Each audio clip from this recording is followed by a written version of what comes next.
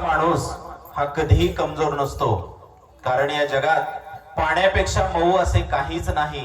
पण जर त्याचे पुरात रूपांतर झाले तर भले भलेही डोंगर फोडून तो निघतात. माणसे कमवण्यात जो आनंद आहे तो पैसा कमवण्यात नाही. हाक तुमची साथ आमची. यानंतर पाहूया महेश पाटील यांचं एक गीत, मदन मंजिरी.